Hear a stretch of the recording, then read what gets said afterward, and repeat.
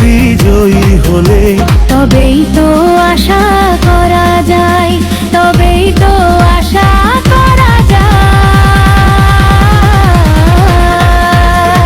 জিতবে জিতবে ধানের সৃষ্টি, তবে জিতবে তারেক রহমান। জিতবে দেশনে খালেদা জিয়া, এটাই সবার আহ্বান। জিতবে জিতবে বিএনপি, জিতবে জিতবে বিএনপিদের গান। জিতবে দেশমাতা